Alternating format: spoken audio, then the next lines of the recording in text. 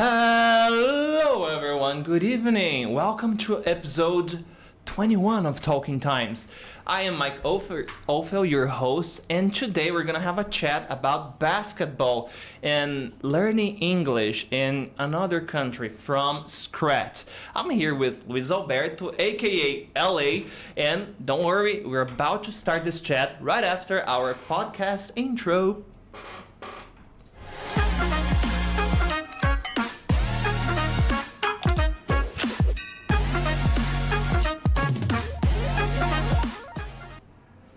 Mr. LA, thank you so much for being here, man.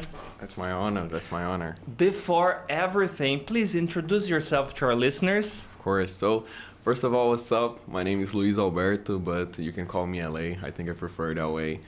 At the moment, I am 20 years old. I am a student. I used to play basketball, and nowadays I am a teacher at Temos Idiomas. Shout out to Trianon. Yeah, right. Shout out to you guys. And Luís, normally kids and teenagers here, they normally dive into soccer when they started getting interested in sports. What's the story behind basketball? So it all started just like any other Brazilian kid. It was normal for me. I started trying to play soccer, but I discovered pretty young that I was terrible. Really? I was really bad. Not even as a goalkeeper? They tried to put me as a goalkeeper. It's always like that. Oh, don't die. Go there. But I tried to play soccer and I was really bad. I tried to play with the friends from school, the friends from where I lived, but it didn't work. Okay. So my dad was like, oh, I'm going to put you in a soccer school. He paid. Everything was great. He paid. And then I started playing.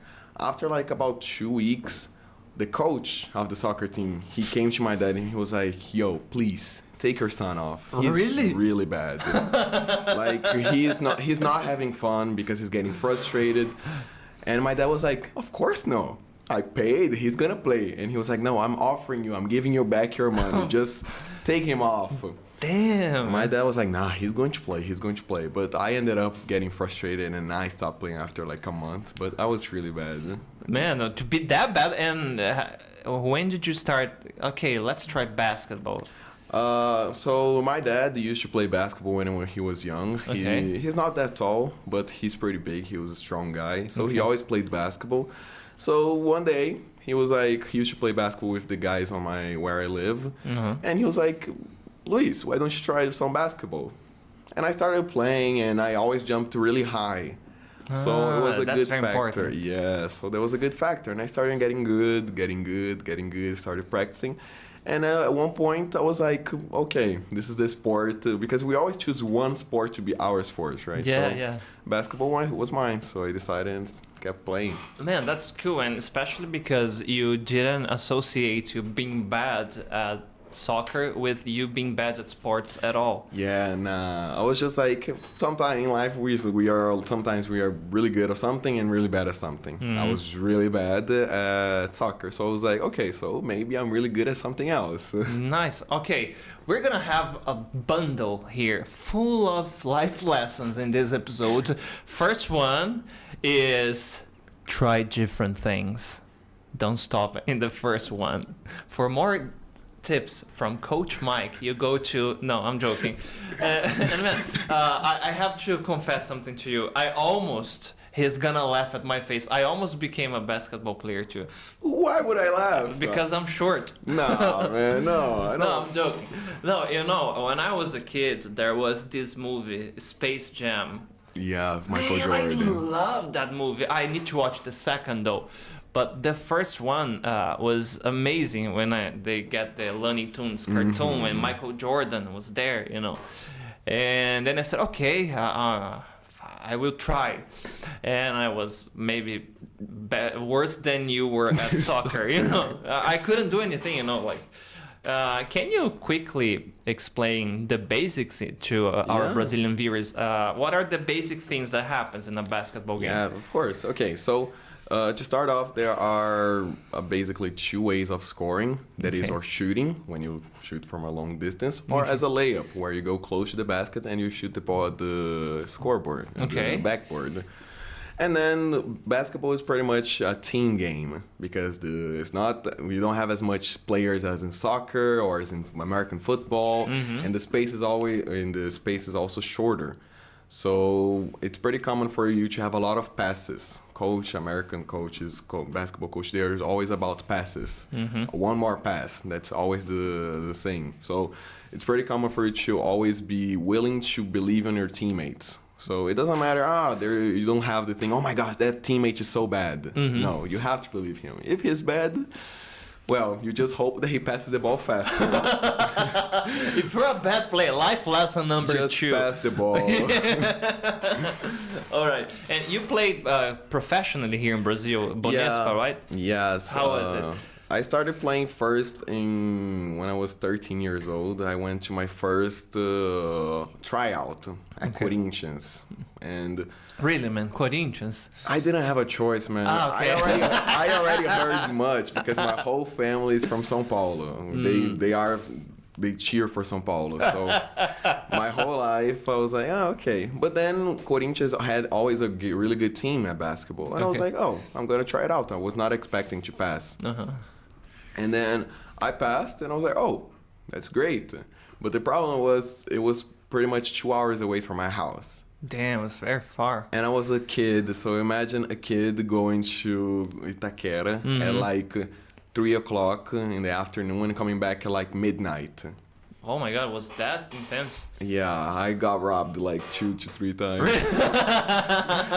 But then I was like, okay, I need to go to another tryout, try to go somewhere here. So then I got an invitation from the coach, Padola. I'm laughing with respect, okay? Yeah. And he was like, I didn't play really well. I didn't expect to pass, but since he already knew that I played in another federation, he was like, okay, he's good. He's just having a bad day. So he let me in. Nice. And then I started playing for Banespa, and that's when all started. Yeah, how old were you when you started there? In Banespa, I was 13, about to turn 14. Okay. So that... something that might have happened is you were very young and a very good player for that age, so they saw a lot of potential. Probably. And also because I was not really tall at that time, but I was getting tall. So they were like, young player. Are you natural, man? Yes, I have not taken the juice. Okay, look at him. I was 14 years old and I was 2 meters tall. Yeah. Naturally. Naturally. Natty, fake natty. Yeah, and we were talking about before about that. And did you think that it misses incentive here in Brazil comparing to the experience you had there? Yes, definitely. So this part about I think any sports in general. I think here in Brazil we don't give much of an effort to think about that, or to even think, maybe we can make people go for this career. Yeah. Because here we're just like, for you to have a good career, or you got to be a doctor, or you got to be a lawyer, or you have to go to college for 5, 6, 7 years. It's true.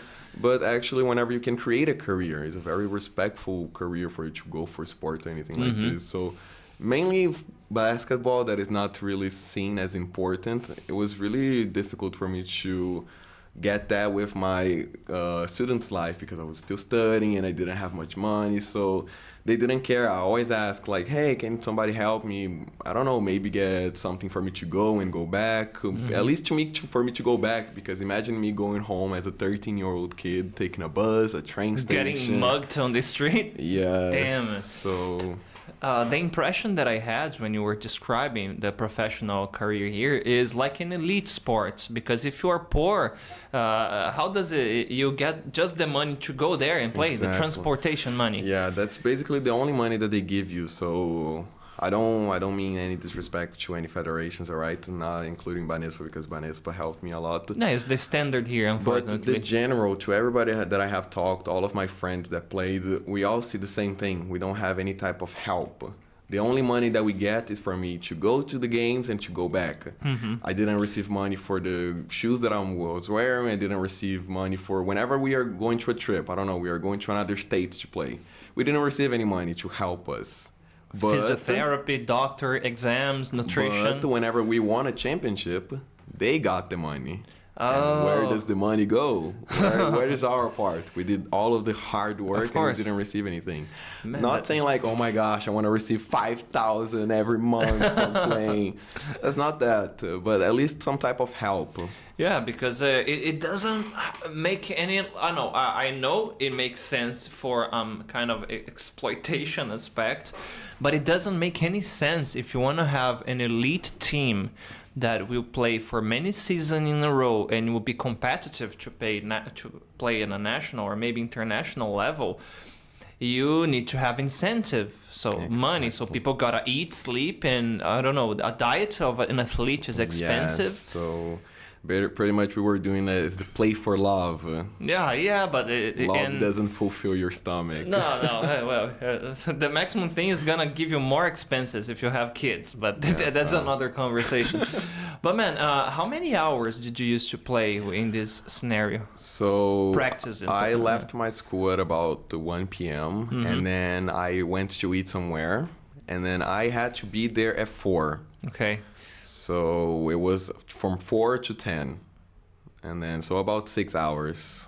Man, 6 hours, and you cannot do anything else then. You cannot have a second job and... Nope. So, or you play or you play. There's no like, oh, you can play and study, or you can work and play. No, you just play. So it's basically like in this scenario is basically for rich people, the professional Exactly. players. Yes, thank gosh at the time I had my dad and my family, they were helping me out.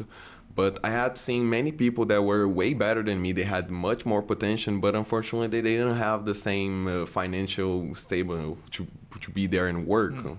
So a lot of time they stopped. They were like, yeah, guys, I'm not going to be playing here anymore because I just don't have the money. And a lot of the time they were much better than me, and it felt really bad. No, I imagine. And I don't know what's the name, but do you have those kind of managers that would go to matches to see if there is a talent? Scouts. They use scouts for that. Yes. Because in Portugal it's something like the eye guy. Yeah, you know? the eye. Yeah. Yes, we had a lot of scouts from like teams. A lot of times, I'm not allowed to say the name, but I had some professional teams to go there and make me sign a contract as a 14-year-old kid because they wanted me. The moment that I turned 18, I am theirs. This is the team that I'm going to play. Man, it's really a business. Damn. Yeah, thank gosh, I was always like a scared kid. So the moment I saw a guy that I didn't know coming talk to me and make me sign a contract, I was like, Dad! Stop a van in front. Yeah. Hey, come here. I have something for you. So Sign this contract here. So everyone was like, Dad, this is happening. My dad was like, don't sign anything without me. Makes total. But they would like approach you directly. Yes, because since I was a kid, I didn't have a manager, anybody to take care of my business. So the only person that took care of me was my coach. And whenever they see that my coach wasn't there, they would go and talk to me directly. Man, they were like slime guys. Exactly. What was the name of your coach? Padola. Padola, shout out to you, man. Yeah. If you ever watch this, thanks for taking care of LA. Yeah, if you're watching this, I love you, man. Hey, man, and okay, this was the reality in Brazil. Yes. How did you manage to get a chance to go abroad, man? So, going back to Padola used to play professional in Canada. So he knows a lot of people, he got a lot of contacts. And one day he had one friend, it was Carter at the moment. He came to Brazil and he was just visiting. He was not scouting for anything. He was not trying to get any players. He was just there visiting. And he came to the Panispa to see me play. Not to see me play, to see everybody playing. And then he was like, yo, who's that guy? And then my coach, he called me, my nickname when I was there was Pula Pula. I wonder why. Because I jumped really high. So they were like, who's that? And he was like, oh, that's Jump. And I was like, oh, how old is he? I think he was like, oh, I think he just turned 14, something like this. And then he was like, oh, interesting. And then they kept playing, talking around. And then one day he was like, I'm interested on this boy. So that sounds pretty bad. He was like, No, your vocal tonality was perfect. Yeah, it was, I'm interested in this boy. Not, I'm interested in this. Yeah. He started like sending videos of me playing basketball, like to games and seeing like, oh, okay, he's good at this, he's not so good at that. And then one day he made the ultimate question for my coach. He was like, do you think he would play abroad? And then my coach, he stopped, he looked at him, he was like, how would I know? You gotta ask him. And then he gave my number, he sent me a message on WhatsApp. And okay, now let's go back to my reality. Yeah. I was a 14-year-old boy. Okay. I didn't speak any English. So I received a message. I think it was a Thursday afternoon. I received a message, like a long text in English. It was what the hell is that? My first reaction was like, scam, block. And then I blocked. And I was like, okay, this is the cut I'm gonna use. How he almost lost the opportunity to play abroad. Scam, block. And then like 5 minutes later, I received a call from my coach. And he was like, are you mad? Jump. And I was like, yes. And he was like, did you receive any message? And I even played around with my coach. I was like, coach, I'm famous. I receive messages all the time. And he was like, nah, like a message in another language, something like that. And I was like, no, don't worry. I know it's a scam. I already blocked it. He was like, are you stupid? It's not a scam. It's the coach. It's Coach Carter. He want to talk to you. And I was like, but I don't speak English. And the name of the guy is Coach Carter. Yes. Okay. Like a movie, yes. Exactly. So I was like, oh, okay. So I got the thing and I put on Google Translate. Don't do this, kids. Study at Times Idiomas. Yeah. So I was reading. I was like, am I dreaming? What is happening? Am I really reading this? So it was saying like, I would like to give you the opportunity to come play here and everything. It was explaining. So if you have any interest, send me a message back.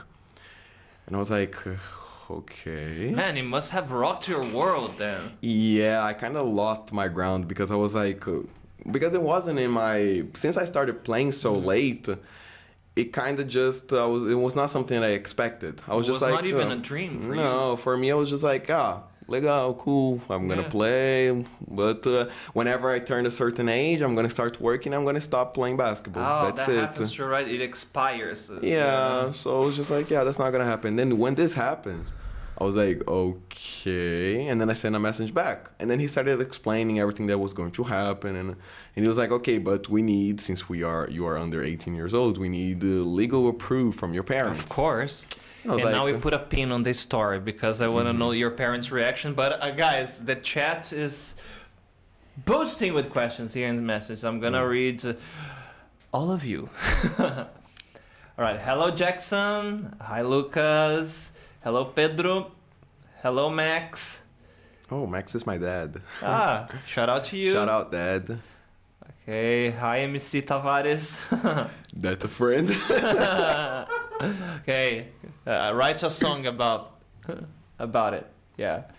Hi, Gustavo. Look at him. Okay. Renan sends you a message. Fly, brother. Okay. Ana Flávia is saying here the best without doubt. Okay. Shout out to you, Times Trianon. Okay. Bruna sending you a message too. The best. Hi, Washington. Washington is asking you, how tall are you, man? I think I am about 187, 188. Mm-hmm. Yeah, like a midget for basketball standards. Yes, actually, yes. I'm really short for basketball standards. Man, so I would be like an Oompa Loompa close to those pretty guys. Pretty much. And there are some teams, by the way, that there are some shorter people there. Yes. Is that a thing? Like in volleyball, there is a shorter player or it's just a coincidence? Most of the time, whenever a person is really short, they are the best on the team. Really? Yes. Now listen to my point. It has an explanation. Okay, so most of the time people will take the taller people because genetics is not something that you teach. Okay. I can teach somebody to be good at basketball. If I make a guy play 5 hours a day every day during a month, he was gonna be good, and he's gonna be tall. The moment that I have a guy that is 170 and he's not good, I'm not gonna get him. So most of the time, the guys that are short, they are really, really good. So if you see a small guy playing in a team, like in a federation he's team, like exceptional. Exactly, because he has to be really good to go above the point that he's short, the genetic point. So he's really, really good. I am asking this because exactly of the movie Space Jam. I think started Barkley. Charles Barkley. That's Charles the- Barkley, no, is the... But then I don't know. There is a guy there that is a shorter one. I'm saying Musky shorter, Bugs. but then maybe the guy is 180. You know. Yeah. Maybe I it's- mean, the shortest guy in the history of the NBA, I think, was 160. Really? Yeah, Musky Bugs. Huh. Yeah. Man, that's short guy, but he was tough. He was good. Okay, that's another good clip. Can short people be good at basketball? Yes. No, but you can be exceptional. He can be. Yeah. All right. Hi, Paola. Paola is saying that you are the best. Love you, Paul. Okay. Hi, Rosie. Rosie is saying that you are her son. Yes. Basically. Hi, Murilo. Okay. People love you, man. You're a very popular person. Nice. Oh, yeah. Okay. Hi, Caetano. Hello, Diego. Diego is saying Corinthians and a heart. You see, I can be impartial here. Okay, Jackson saying, okay, this boy has a future. Okay. Gustavo is saying, look at him. Okay. Look at him. Okay, Marcel is asking exactly the thing we were discussing there. How tall you have to be to play basketball? Okay, the standard thing. Oh, if we're talking about NBA average, is 2 meters. The average. The average is 2 meters. Yeah. Damn. But I think in Brazil, depending on what years you're playing, so if you're playing under like 20, I think the average is 185. So Okay, so you're gonna have the growth sport there. All right. yeah. Okay. But don't limit yourself, all right? Yeah. You can be whatever you put yourself up to be. Okay? Yes, but you cannot be 2 meters Yeah, tall. you cannot be 2 meters tall. Yeah, let's be. I mean, they could, but it's too much of a hassle. Too much of a... Yeah. You're gonna break the bones of your legs. Don't go there. Not worth it. Yeah. Okay. Hello, Carolina. Hello, Marine Lady. Hi. She's saying congratulations, the future of basketball. Nice. I wish. Hi, Fabio. Douglas saying congratulations. Lucas is asking you, what are the 3 main differences on physical infrastructure of basketball between Brazil and US? Oh, that's a very good question, Lucas. I'm going to use your question as a link. Okay. How was your parents' reaction when you went there and said, oh, I got this scam on my phone, which is not a scam? So... my parents, they don't understand much of English, but if they could, they would say. But when I brought the thing on the table, we were having dinner. And your father? And I was like, Dad, something happened. And he was like, oh, okay, what happened? What did you do? And I was like, no, What did you do? I didn't do anything. And I was like, okay, so this, and this happened, and I got this opportunity, and I got the opportunity to go to play in the U.S. My father looked at me, he was like, you're crazy. And I was like, wait. It's pretty much free. And he was like, free? I was like, yeah, I'm going to have to pay for my visa and for my passport. Mm-hmm. You know, and he was like, wait, you're telling me that you're going to the U.S., just paying for the passport and for the visa, and the rest is free? And he was like, where do I sign? It was like full Julius. Yeah, he was like, for free? Just that? Oh, go. And then, Man, that was very nice of him, very supportive. Yeah, because my dad is like, he always thinks like above. He thinks in the future. So he was like, What is his name? Max. Max? Okay, Max. Shout out to you. Thank you, Max. My father, he's the type of person that he wasn't thinking only about the basketball and me having fun. He was like, okay, if he goes there, he's going to learn English. Mm-hmm. Even if he doesn't play professionally, whenever he comes back, he will be like, I don't know, a 16-year-old that speaks English fluently. Yeah. So he's already in front of a lot of people, no matter where he's going to decide what he's going to do. So he was thinking about that area. My mother, I am a single child. My mother was like, no discussion. She was treating the thing like we're going to Vietnam War. Yes, she was like, no, you're not going. You're gonna die there, it's dangerous. You're not going. And I was like, but Mom, she was like, no. Point and blank. End of the story, no discussion. End of the story. Damn. My dad was like, has always been my number one fan. So he talked to my mother, and my mother was like, but he doesn't speak any English. And I didn't. But I was like, what? Of course I do. Yeah, Sub-Zero, Mortal Kombat. Come over here. Pizza. And my mother was like, oh, he speaks a little bit. Because my mother doesn't speak anything. So that was the... I wish we had in Brazilian equivalent word as migué in English. Yes, That was the ultimate migué. I said all of that. My mother was like, "Oh, you speak a little bit, right?" Good I thing was your like, mother "Yeah." wasn't a gamer, though. Yeah, thank gosh, no. Yeah. Love you, mother. So after like a lot of talking, they were like, "Okay, so what is the next step?" So we meet up with Coach Carter. He explained to my coach here in Brazil, and he explained to us everything. And after like 6 months of process of getting documentation, getting my visa, getting my passport, I ended up going there. Man, how was it? Like getting to the plane and like was the first time like traveling on not a plane? Traveling by plane, but it was my first time traveling alone and going to another country. 16 years old. 14. No, 14. 16 would be, yeah. Yeah, when I got there, I was about to turn 15. But it was very difficult because my father is always the type of father that does everything. Oh, Yeah. give me your tickets, give me this, your passport. Do it. So You were like whenever lost. I was there, I was like, okay. My father was just like, just follow the signs. Every time I went, there was a sign in English, and I was like, so I stopped, Google Translate. Okay, it's here. Go on, and kept going.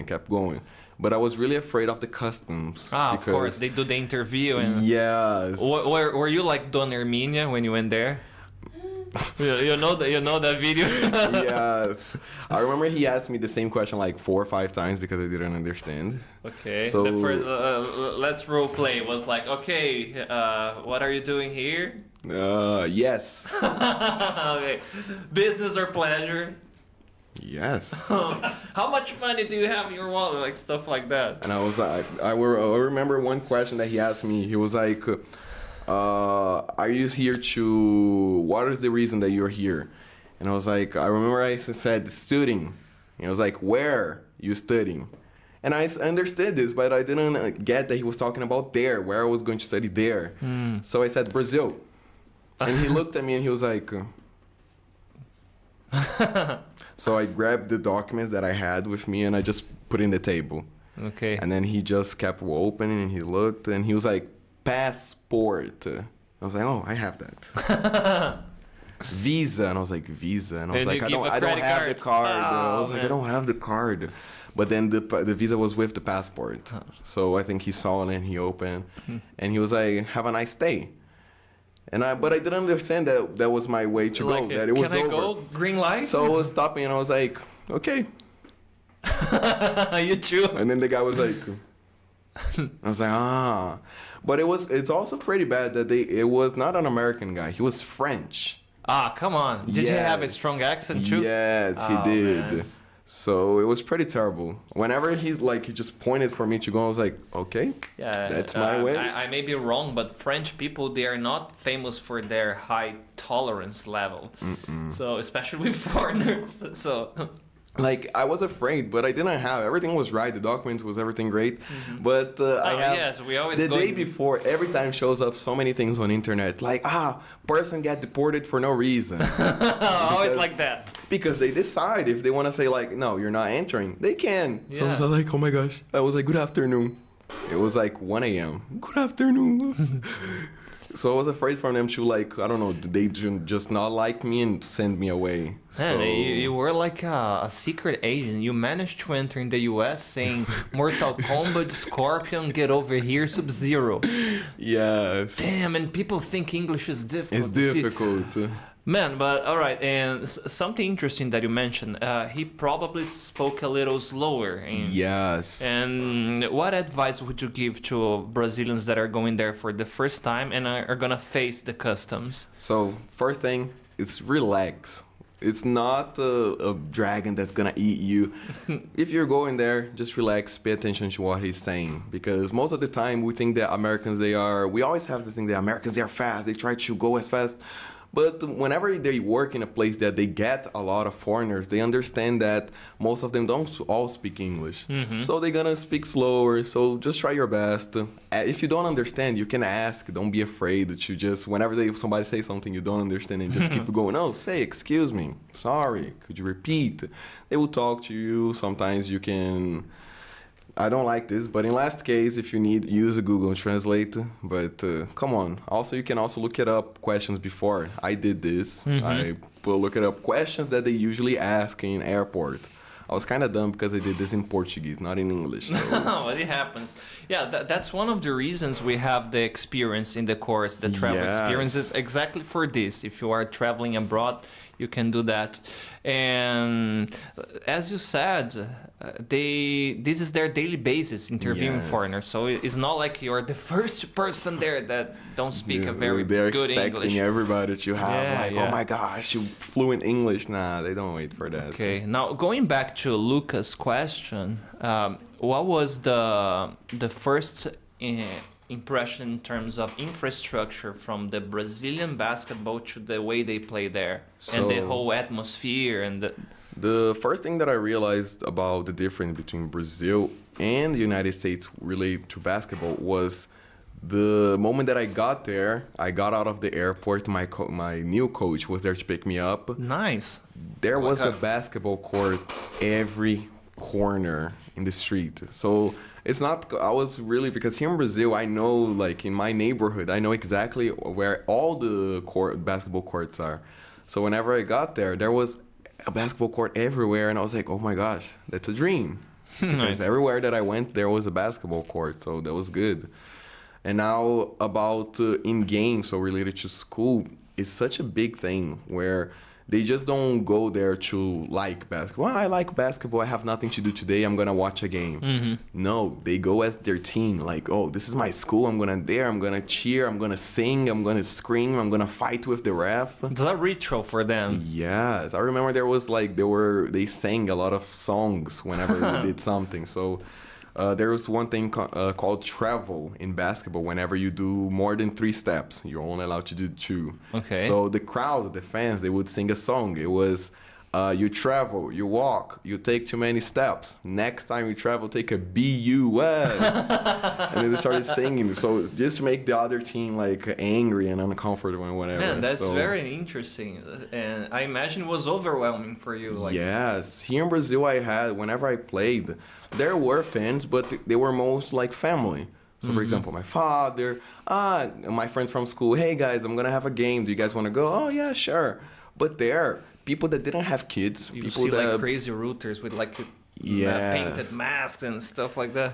Like people that I never seen before. They were just because they studied there like in the 90s, they went there to watch the game because it's their school. Man, that's interesting. So the thing we have with the football clubs here, they have with these schools, and you are a representative of that school. Yes. Oh, was it a lot of pressure? A lot, yes, because whenever I played in games there were a lot of people that were expecting me to do something. And also because the moment that if I win or if I lose, the next day I would see everybody that was in the bleachers waiting for me. So I remember when I had a bad game, I would go to school the next day. One of my friends, calling sick, like, oh. One of my friends, there was another exchange student that got there. He was an exchange student. He started living there, but he was Mexican. His name is Armando. You better be watching this because I send this to you, Armando. And he would look at me. I would get to school. I would sit beside him. I would put my head down because I was so embarrassed because I played really bad the day before. He would look at me. He was like, man, it's okay. I like you. But you play like trash. Real friends, they do that. And I was like, man, I'm sorry. But it was like, but you play like trash, brother. It was like, okay, sorry. No, real friends, they do that. Yes. Yeah. Going back to the English speaking challenge, when you started, how was the communication with people, with the team? You mentioned some pranks they did to you. Yes. We're gonna go there. Man, that was hilarious. Wait for it, guys. So, in the beginning, I didn't understand anything. And for me, they spoke really fast. But and through their noses, sounds like, they're... really weird. So, in the beginning, since I was a student athlete, I was also a student. I was in my last year of high school. So, whenever I was there, thank gosh, the American school is pretty easy compared to Brazil. Really? Yes. I thought it was much, much easier. But whenever I got there, I didn't understand anything. So what I did was I wrote it down, everything that was in class. And when I went home, I studied alone. But I remember I received a tip from like a friend, a tip from a friend, and he was like, bruh, forget Portuguese. Do not speak Portuguese. Try to avoid Portuguese as much as you can. So It's basically what we tell students now, right? Exactly. So don't translate because it's the gonna translating, yes. it's gonna make it worse, and that's the thing. The technical thing, guys. When you translate, you are using your cortex, the part that is logical, and communication is everything there. You know. So whenever you learn something, you don't learn that a mug is a caneca. A mug, it's a mug, and that's it. That's how you learn it. So there, I didn't spoke to my friends, I didn't talk to my parents, and that's very why. lonely then. Yes, so that's why I said before we started that I cried in the first like 2 months because I didn't talk to anybody and I didn't know many people there. So I started learning by seeing people talking. I started to see like, oh, he called this a TV. Oh, he called this a table. He called that a microphone. So I was like, okay, so this is a microphone, that's a TV. So you were like a sponge, paying attention to everything. Yes. Like you did when you learned Portuguese. The guys were like, hey, fill up my water bottle. And I would be, fill up? What is fill up? And I was like, okay, water.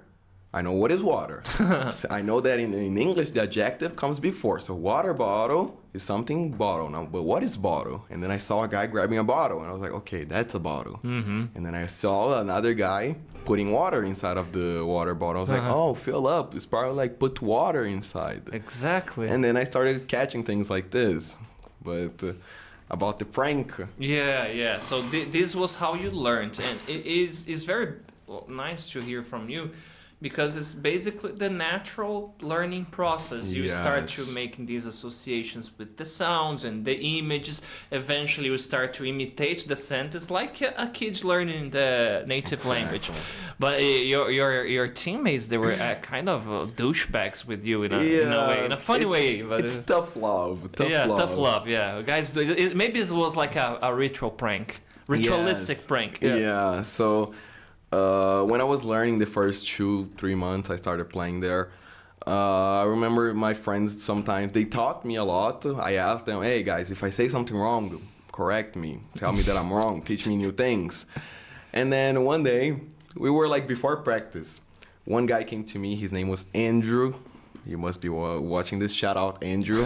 Shout out, Andrew. Andrew the prankster. Yeah, so Andrew, he came up to me. He was like, yo, LA, so I see that you, all the time you're calling the coach Carter or sir. It's not really nice for you to say that. It's not really respectful. And I was like, really? It's not respectful to call someone sir? He's like, yeah, nah. So the next time he say something to you, say yes, ho. And I was like, ho? And I was like, yeah, ho is like a more formal way. And I was like, but I never heard of that. He was like, nah, it's more of a redneck thing. So it's from our rural area. Yeah, there's a knighthood of hoes there. And I was like, oh, okay. And then in my team, the coach, every time we did something wrong, he would tell us to do push-ups. Yeah, so I did something wrong. I did a bad pass. And he was like, yo, Luís, push-ups. And I said, yes, ho. He looked at me, he was like, what? And then I hear everybody laughing behind me. And I was like, he was like, what? And I thought, oh, he didn't hear me. Yes, ho! And then he was like, what did you just call me? And I was like, oh, like Andrew told me now. Because I'm not dumb. I already, let me snitch out on the guy. And I was like, okay, so Andrew told me. And then he got really mad at Andrew. He was like, very funny, Andrew. But everybody on the team was laughing. And after that, he was called Andrew the Ho. So, yeah. Okay. Not many people could call their coach Ho and survive that. Man, that okay. It was a douche move, but it's hilarious. And nice one. Okay, there are 54 people watching us. Damn. I want 54 likes on this video right now. Just do it. Just like the video. Don't forget to share, guys. Yes, exactly. Okay, let me cover the chat here. Okay, all right. Jackson saying congratulations for you and your parents. Hello, Pedro. Pedro is saying that you are the best teacher. Thank you. Hi. Hello, Gustavo. Renan is saying that you are the best teacher. Thank you, Renan. Hello, Rai. Oh, Rai is the name of a famous football player. He's my cousin. Ah, nice. Shout out to you, man. Daniel is saying, Can you stand up side by side? Yes. At the end of the podcast, we do that. Okay. I'm not that short. I'm 5'8", 5'9". He is the Brazilian giant here. I think I'm about 6'2" in American inches. Man, it's crazy, huh? The difference there. Okay. Hi, Lorena. Hi, Cleide. God bless you. Thank you. Okay. Rafael is saying, congratulations, cousin. Okay, Danielle asked you an interesting question. How high can you jump? Well, I saw him here, we had like these 5 cards lighting up and he just... no. I mean, there is like a scale that we do there that is for you to see your vertical. Vertical is like... it's how high you can jump. It's called the vertical scale. Interesting. And running, so whenever I get in poles, I can jump about 30-something centimeters high. So, no, 30 no, I think it's more. I remember it was 30 inches. Oh, man, there we go. 30 inches. 1 inch is 2.5 centimeters. So, okay, you can do the math in the chat. So it's pretty much, I think it's 60-something centimeters. Oh, that's a lot. Yeah, that's why my nickname is Jump Jump. Oh, so you could jump and do the dunk thing. Yes, I remember when I was young, I used to jump over my friends and dunk. So like, really? Yeah. Were your friends like Oompa Loompas? No, like the tallest guy that I ever jumped, I think was 189. Damn, you could jump over him.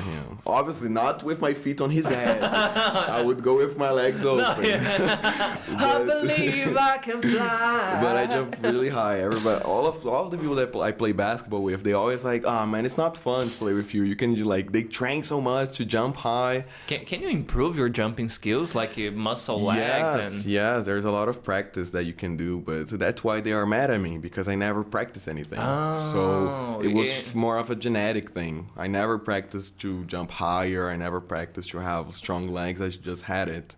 Man, you were born to play basketball. Exactly. They all say the genetic luck. Yeah.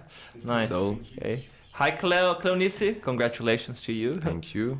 Okay. 7 centimeters. Yeah. Man, that's a lot. All right. Then Edileuza is saying here. Hello, Edileuza. Okay. Hi, out. Mikael is saying, oh, the man. That's my leader. Okay. Okay. Hello, Aparecida. Hello, Cynthia. Yeah. My whole family's hello, here. Davaneus. He is very tall. I didn't know that. Okay. Okay, World OG, JP, the best. JP, shout out JP. Yeah. And Giovanni, how do you say bobozinho in English? A little silly. That's my uncle. He is also like one of my #1 fans. Whenever I went there, he was the first one to we have a family group, and my family is really big because my mother has 13 brothers and sisters. Damn. And each one of them has 2 to 3 sons and daughters. So man, if you play in Brazil, half of the bleachers will be just your family. Be just their families. Don't mess with this guy in the game. So every time that I did something there, I sent a lot of videos to my parents, and my parents, they were so proud, they would send to my family. And he would be the first one to post on Instagram and say yo, look, Família Bandeira going for the world. It's ours and everything. So, man, that's beautiful.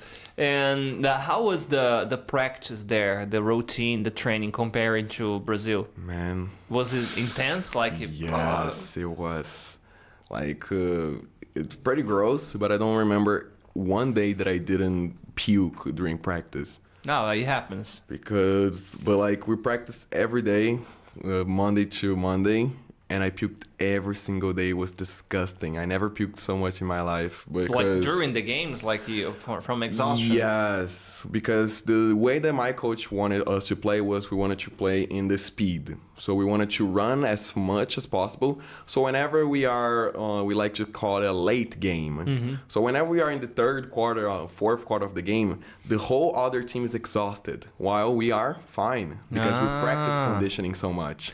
Naturally, huh? Naturally. Okay? Don't try the juice, guys. Yeah. Don't try the juice. And did you have a specific diet? Because I know they are very strict with that. Yes. My coach, he was during conditioning, he was like, guys, okay, so let's talk for real here. I do not want you guys to be eating bad junk food. I do not want you guys to be drinking sodas. And if you eat anything outside of the diet, you guys are going to do suicides. Wait. Suicides is an exercise in basketball where you have to touch every single line of the court. So you start in the baseline, you run into the free throw line, and then you go back. And then you go to the 3-point line, and then you go back, and then you go to the middle line. Like you do like a zigzag thing. Exactly. And then he would go, every time I see you guys eating something bad, you will have to do this in under 30 seconds. What happens if you don't finish in 30 seconds? You do another one. But now you have 35 seconds. This Coach Carter is a genius, man. He was like, okay, you want to have a Big Mac or he a was snack? really good. But You're going to burn the calories. I didn't think it was true. One day I showed up to practice with McDonald's in my hand. And then I showed up. I was already speaking English. Everything was fine. But I didn't, because nobody did it. Because everybody knew him. Yeah. One day, I was like, man, I didn't have time to go home and eat. So I went to the practice with McDonald's. I showed up. The guys, we were in the locker room getting ready. Everybody like, what? The coach shows up and he goes like, are you fucking kidding me? And I was like... is it me? And then he was like, what is that? And I was like, oh, it's chicken nuggets. It was like, chicken nuggets, huh? And you say, yes, asshole. Oh, I mean. And I was like, yeah, chicken nuggets. And he was like, on the baseline. And I was like, but what did I do?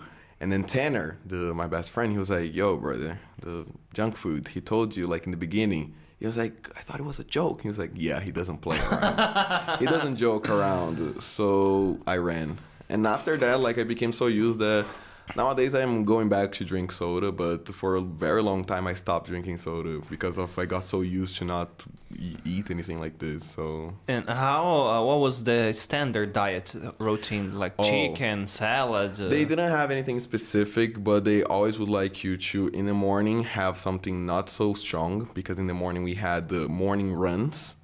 So we would wake up around like 6, 7, and we would go for a run around the block because it was a small town, so we didn't have any crime rates. And at night, we had to eat a lot of protein.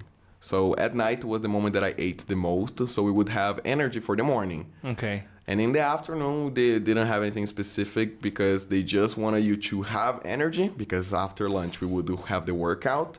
But they didn't want us to be heavy, to not run as much as we could if we didn't have anything in our stomach.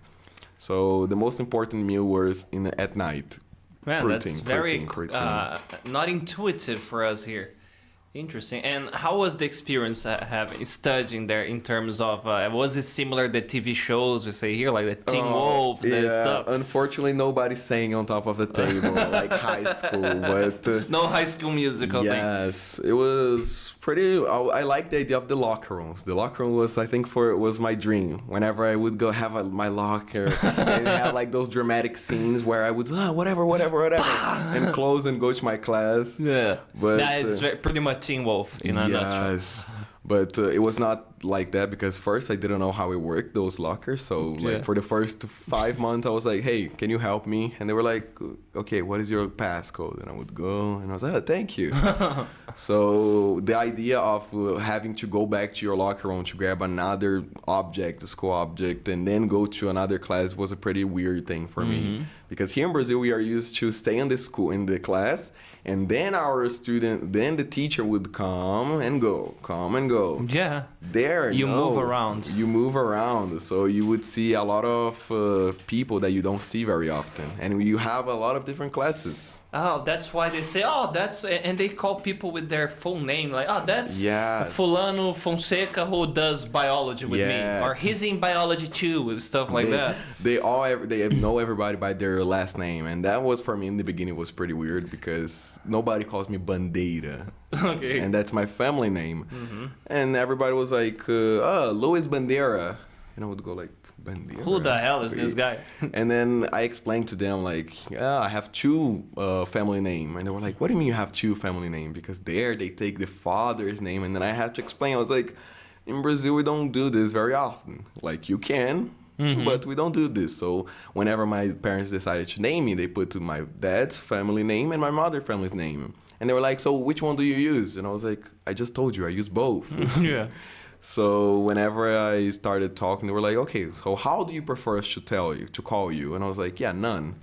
And I was like, I prefer you guys call me or just Luís or Luís Bandeira. And that's how LA came up. Yes, the LA came up with that. Yeah, because somebody asked this in the chat. Was Buarque, J.R. Buarque. Hey, okay.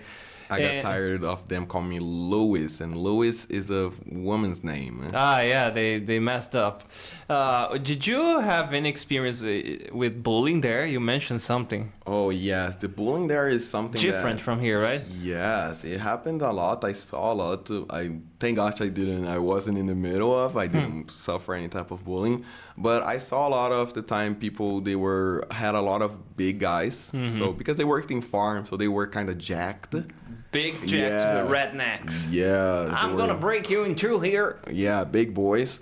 So most of the time, it wasn't like in movies, like, give me your lunch money. But it was more like a verbal abuse. Okay. Like, they would see a small guy, kind of nerdy, and they would call him names, making fun of him. During class, they would throw things at the guys, some paper and whatever, but it didn't get you physical. Yeah. Not that I saw it. Yeah, he's more like starts with that and then like, hey, I'll see you after the class. And then, pretty much. And did you experience any status change because of basketball there? Oh, yeah. It's really heavy, right? The cheerleader thing. Yes, that was something really interesting. So here in Brazil, I was never like a popular. I was just an average kid.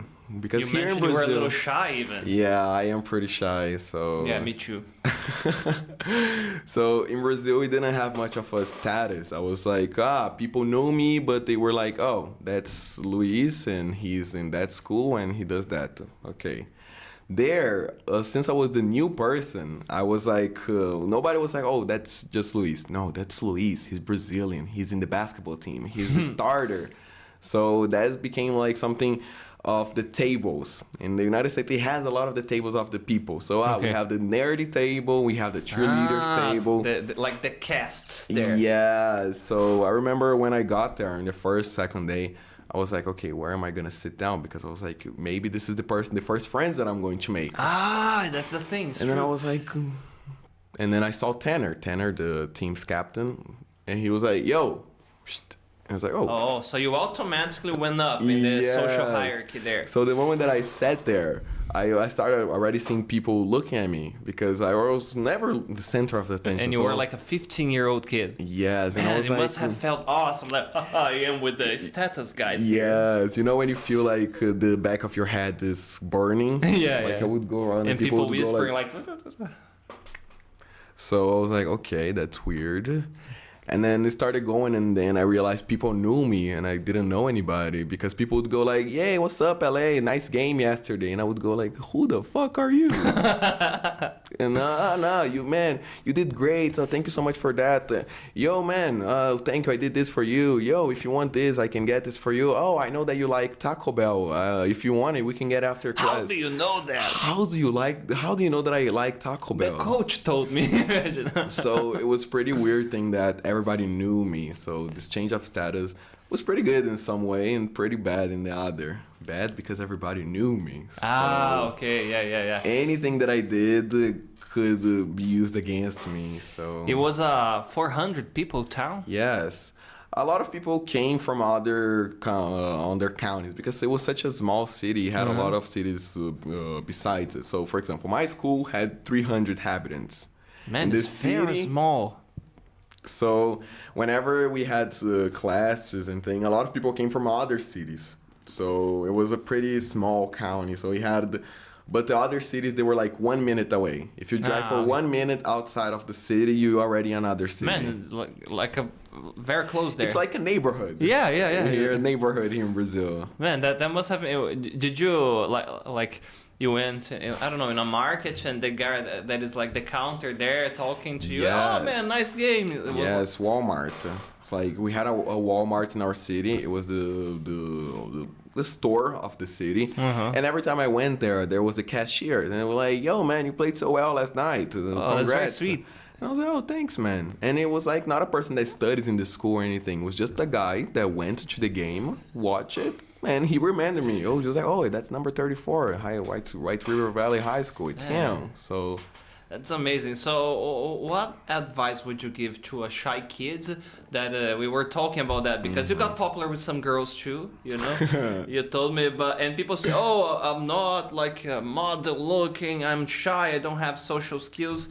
What recommendation could you give to these guys? So the best thing that you can do is pretty much try new things. So go after things that get out of your comfort zone. So, for example, you don't need to, oh my gosh, now you have to be beautiful, you have to be good looking, you to be tall. No, you can just change the place that you are. Maybe you're not popular because you just didn't have opportunity to show what you're good at. So maybe go try something new. I wasn't good at soccer. I started playing basketball. Go try to sing, go to dance classes, go interact with new people. I think that's a good way to change how your status of life is. So the good way, you're going to learn new things, and also you're going to meet new people, and then you can create friendships. So because of basketball, I create friendships that I'm going to take for the rest of your life. I hope some of them were here watching it. Yes, they definitely are. And this is a great advisement. So basically offer something that brings value to other people, like you were doing there. Man, unfortunately, we are running out of time. You know, and we have a special guest here. She said she was your nun, you know, when you were a kid. Ana Flávia here. Bro. Yeah. Nice. It's nice. Shout out, Ana. Yeah, she was your babysitter, actually. Yes. Yeah. Nice. Okay, Magda is asking here, how do you feel being such a young, teacher and teaching people that are older than you? Oh, I think it's pretty funny. Because I think knowledge don't come with age. Yeah, with experience. Yeah, definitely. So I think there are a lot of moments where because I have lived some things, I can pass this information, I can give this knowledge. The same way that people that are younger than me, that have done much more than me, can tell me things. So I think we have to put our egos down a little bit and be able to absorb things from anybody, from whoever comes from. Yeah, be open. And we learn a lot with our students. Yes.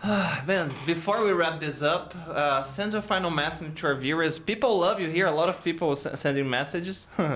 Thank you, guys. So, I don't know. I think I would just like to say thank you for everybody, also for my students, for my family. Thank you so much for the support. I would like to thank mainly my parents for giving me this opportunity. And don't stop studying, guys. English is important. I know it's hard, but if it was easy, everybody would speak English. Yeah, right? It's true. Be part of the 5%. Be part of the 5%. Mindset. Yeah. Guys, thank you so much it was an amazing chat. We could talk really for hours, man. Yeah. And don't forget to share the video, like the video. The video will be posting these episodes weekly, okay? And hope to see you on our next episode of Talking Times. Bye, guys. Thank you so much.